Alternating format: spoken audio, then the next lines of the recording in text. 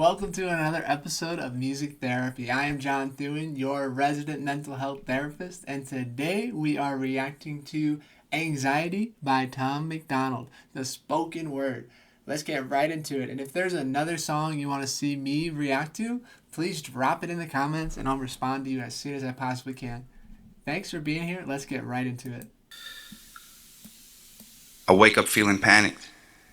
My pills are in the cabinet.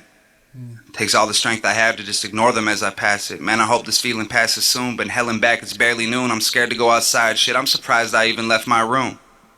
And it feels like no one understands how bad I'd love to join my friends. It's hard to breathe, I'm anxious, and I'll end up staying home instead. Wow, I have goosebumps already. This is so amazing. So he is touching on what seems to me like agoraphobia, the fear of leaving the house, the fear of getting up, and this, when he wakes up in the morning, panic ensuing, and keeping him in a safe, comfortable space because he doesn't want to go out, he doesn't want to do anything, and that's anxiety. It can absolutely cripple and hinder your ability to be social, to do things that are key for your mental and physical health. And his pills takes all that he can to resist it because they're so helpful. I wake up feeling panicked. My pills are in the cabinet. Takes all the strength I have to just ignore them as I pass it. Man, I hope this feeling passes soon, but hell and back, it's barely noon. It is such a difficult challenge to get people who need their medication the most to take it sometimes because they feel like it's a double-edged sword sometimes. Maybe they feel like it helps their anxiety, but it makes them less empathetic or compassionate. And it is such a dichotomy. It's such a conflicting thing for people who really need medication to take it because they feel like they're losing a part of themselves when they take it. And then when they don't take it, they also lose a part of themselves. So they're like, damned if you don't, damned if you do. And it's really difficult to feel like you're incomplete sober or like without the drug.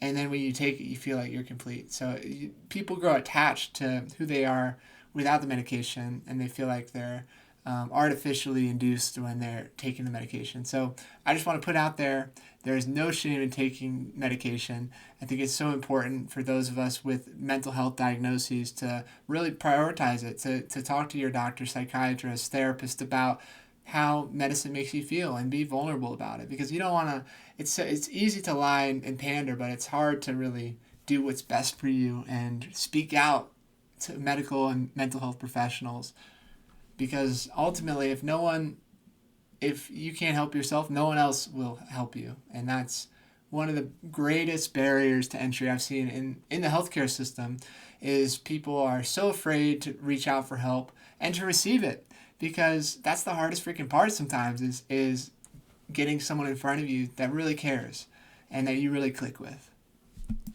Scared to go outside. Shit, I'm surprised I even left my room. And it feels like no one understands how bad I'd love to join my friends. It's hard to breathe, I'm anxious, and I'll end up staying home instead. The doctor hasn't helped me much. He signs his name, I buy the drugs. I'm feeling weird, I take one out, it makes me feel comfortably numb. Man, I can't handle my emotions like I used to. It's all different now. Wow. So this idea of his emotions being out of control, but when he takes the meds, he feels comfortably numb, and that is not a desirable state to be in. Now I can totally see his ambivalence or uncertainty with taking his medication because comfortably numb, is not a state you want to be. You want to be out there being better than you were yesterday, not being sedated to your emotions and who you are and what you want in the world. That's not a state anyone wants to be in. Maybe for like livestock, you want them to be comfortable. But numb is really bad because you don't know what's going on inside your body. And then you can't use those feelings as a compass, as data points to help you go where you need to go.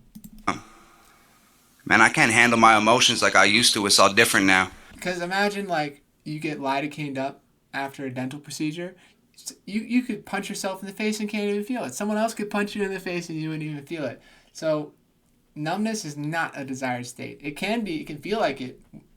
It can feel like a desirable state when you are overwhelmed with emotions, but in the long term, not a great place to be. I start to sweat, I feel confused, my fingers shake, my heartbeat pounds. And I'm feeling claustrophobic every time the closet closes because my skeletons are in there, so I have to leave it open. Wow, so he's talking about physical symptoms to anxiety and how his past traumas are lurking maybe as a underlying factor of his anxiety, that his past traumas are haunting him. Whew, this is intense. I'm just nervous over nothing, even shit I can't control. I used to love to be in public, now I'd rather be alone. And even though it's difficult, it's probably for the best. If I didn't make a change, I would have drank myself to death. Ooh. Then I wake. Wow, so he really had to get out of those social situations where he was drinking a lot and then go retract and isolate to himself and find who he is, because sometimes people drift wherever people take them, and being alone can be a superpower if you can find out what you want, where you want to go, and who you want to be. Wake up feeling better than I did the day before. Now I'd rather be alone.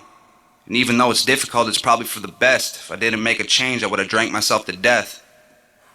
Then I wake up feeling better than I did the day before. But then it hits me out of nowhere and almost knocks me to the floor. A heaviness, a readiness to get back into bed. A sadness that I can't explain, a cloud over my head.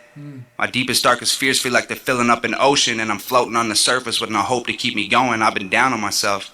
Man, I forgot how to believe in me. Wow, so it seems that his anxiety has turned into depression at this point, and he has these circling depressive thoughts that he's not worthy, and that is what can happen if you isolate from people who care about you for too long, or if you isolate from people in general. We're such social creatures, and we need friends, we need family, we need people in our corner to be there for us when it gets difficult. And this is the downside of being alone for too long, is that it's easy to get into this depressive state. If you're not getting sunshine, you're not getting exercise, it basically means that you are going to go a little more off the hinges compared to if you have people to support you, like stakes to a tree. Explain a cloud over my head. My deepest, darkest fears feel like they're filling up an ocean, and I'm floating on the surface with no hope to keep me going. I've been down on myself. Wow, so this idea that he's floating in his fears, isolate, desolate from everyone who cares about him. Wow, what a powerful, haunting image here. Man, I forgot how to believe in me. I never asked for help, now I just struggle with it secretly. I wish that it was something I could sweep under the carpet. Trying to hide it all the time only makes the battle harder.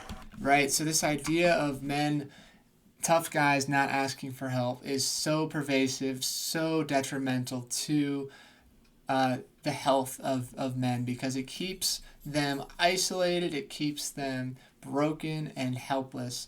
And so asking for help, I think especially in the military, asking for help is also seen as a weakness. But when it comes to your health, it is absolutely a superpower. And it's easy to learn to build up if you do the right thing. So if you struggle asking for help at a grocery store and you're looking for something, and you say, hey, where's the olive oil? Like, I'm looking for it. That is you taking the first step to asking for help. And that can be really huge, because maybe if you do that enough, then you can start asking for help regarding your loneliness or your mental health diagnosis, whatever that looks like.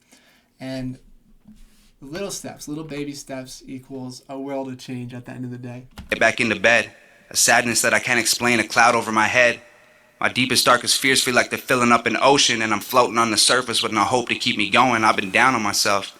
Man, I forgot how to believe in me. I never asked for help, now I just struggle with it secretly. I wish that it was something I could sweep under the carpet. Trying to hide it all the time only makes the battle harder. Man, I lived a lot of moments that I probably should have cherished. Wow. Yes, and he's absolutely right. You sweep it under the rug, it will come back to haunt you 10 times over. As opposed to if you deal with it, it shrinks, it becomes much more manageable in the moment. It's a real-time skill to help you reduce your problems. Only makes the battle harder. Man, I lived a lot of moments that I probably should have cherished. Now they seem so far away from me. I'm angry and embarrassed. I can't even tell my parents. They don't need to keep on worrying. My mama and my papa don't deserve to have to bury me. I hope the pills I have will hold me over for a while. I'll keep searching for the strength to find my smile. Wow.